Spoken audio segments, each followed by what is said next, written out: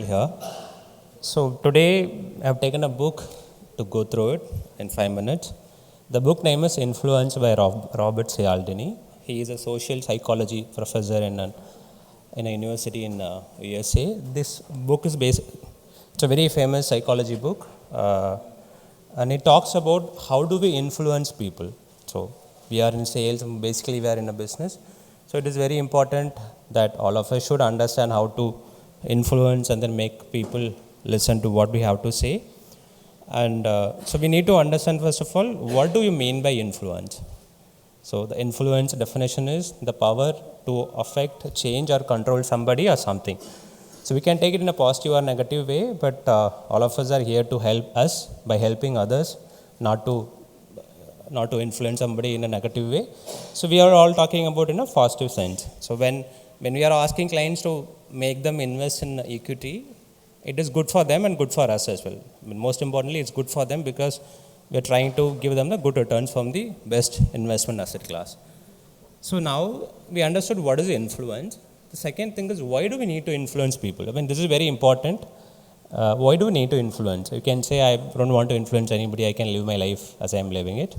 But it's very important because, as you have seen in the last 1 month, when you can influence somebody, you can even become the Chief Minister of Tamil Nadu. So it's very simple because the influence has been there for quite a lot of so many years. So in our case, we can also do such kind of force behind us. And more than becoming a Chief Minister or getting a power, one more thing is very important. I mean, there was a experiment in Harvard University which lasted for 75 years. And the experiment was on what makes people happy. So they realized the only thing, there are many things that make people happy, but the most important thing that make people happy is relationship, the quantity and quality of the relationship that they have in their life. So so what they're trying to say is, if you have influence in over people, you can make many friends. And if you look at here, there are many people that are smiling now. And out of 150 people, I can identify 5 people who are almost happiest in their life. And probably they also had a lot of girlfriends in their college days. So that all comes down to the skills that you have in influence. So now this book talks about 7 levers of influence that you can utilize to positively impact people. So this book has 500 pages and now I have 5 minutes. So I'm going to talk about only 1 levers of influence, which is liking. So how do we make people like us? So I mean that is the main topic behind liking lever. The first thing is, anybody knows who is this guy? Okay, so his name is Joe Girard. He was the world's greatest salesman for 12 consecutive years, and recorded by Guinness World Records.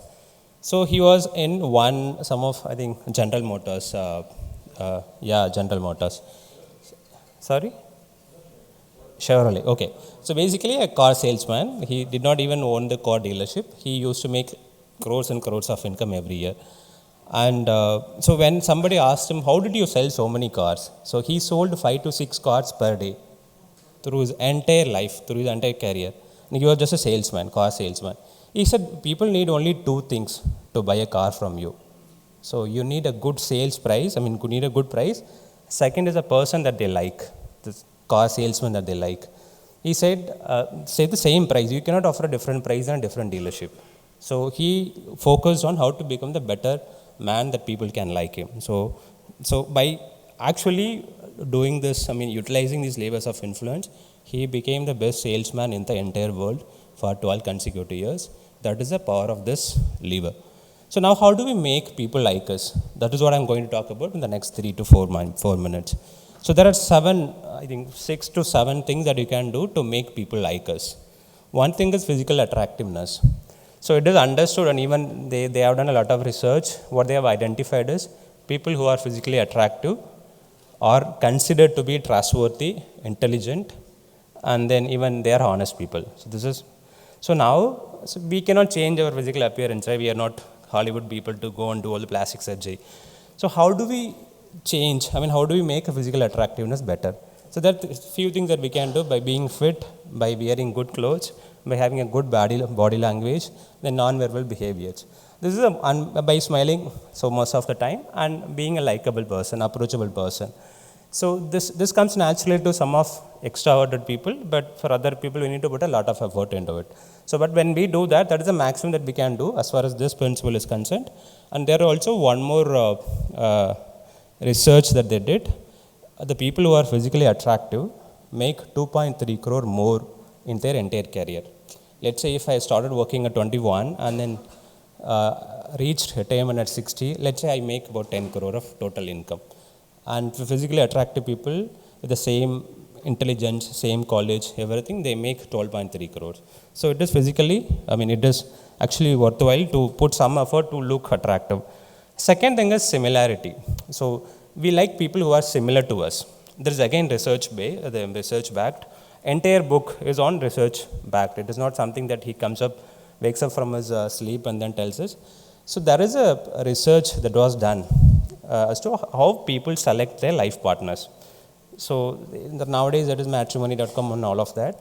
So they did a research on 42 crore matches and it identified that people who are similar in their nature, similar likings, similar careers, similar studies, similar the economic scale, people who are similar come together because they like each other. So if you are similar, it is people will like you. And this is also, if you go to a car salesman, somebody, people would say, they are also, if you say you are from Pudukkottai, they'll also say they are also from Pudukkottai. In fact, there was one more interesting thing that happened to me. I became an MFD full-time last January, and before that I used to attend meetings from IFBA, and then in one of the meetings I used to listen to a talk given by Padmanabhan sir. So when he said, I was thinking at that time whether to become an MFD full-time or not. So in one of the discussion that he said, he is also Pudukkottai. I am also from Pudukkottai. So I said, if he is from Pudukkottai, if we can do that, I can also do that. So that's one of the thought that came to my mind that gave me a confidence to become a full-time. So, and second thing is, people, this will be very shocking, people purchase a brand, whether clothes or any item that you use, the same first letter. If I am Vimal, I am most likely to use a brand which starts with V. There is also research back. So you can even check whether it is true or not with yourself. So it's very unconscious, right? So all of the things work unconsciously. We don't say, decide that this guy is from this place, I'm going to like him. It doesn't work like that way. It happens automatically. That is why these levers are very powerful. And I quoted you the examination, the example of Budget Padmanabhan sir. So how do we use this in our MFD life? So we can see there are people who only choose particular niche. And there are MFDs who are doctors, they want to only focus on doctors. And that is where similarity profile works because they can easily connect together. And second thing is, we can work with niche profile of clients. Whom do we like? For example, somebody would like to work with all clients, somebody would like to work only with certain number of clients. I heard some of the MFD gave a speech that he said, I only work with people who have only 2 lakhs, who have minimum of 2 lakh monthly income, family income. So when we similarly do that, we can connect with them, and then when you like them, basically, it will come off right. When you meet clients, they will understand whether you like them or not. So it is better if we work with the clients who like us and then we like them. Third thing is compliments. I told you about Joe Grad, who was the world's greatest salesman. And they also asked him, what was the secret? You tell me that you sold only one. And he said he had 13,000 clients who purchased cars from him. And he sent a card, just like he sent a card every month to them, all 13,000 of the people. That's like crazy. 13,000 cards to all of them. It said Happy Valentine's Day, Happy January, Happy Pongal and all of that. But in the first page of the card, it said, I like you. And it is very mechanical, right? People receiving it say, this guy is sending it, I like you. It's very mechanical every month for 12 times a year. And they know that this guy is doing it because you want to sell car. So they know upfront what his motivation is. But still it worked. That is why for 12 years he was become the best salesman. So he's saying humans are very addicted to flattery. If you think about it, really works. As an MFD, when you become an adult, nobody gets compliments very often. When we are working, we only get scolding from our bosses.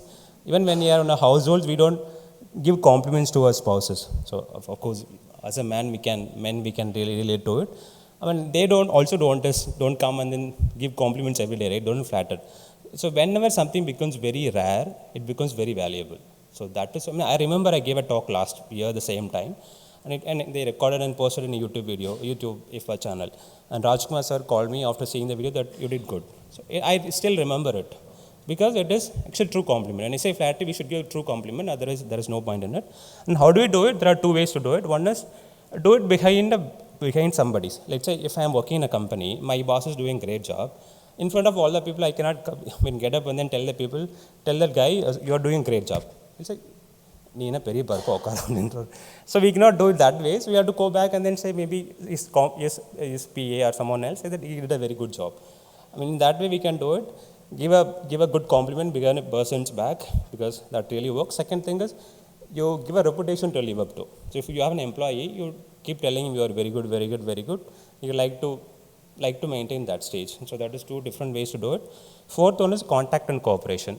So we all know, most of us, so can you raise your hands if you are using Colgate or Pepsodent as toothpaste in your house? Please? Yeah.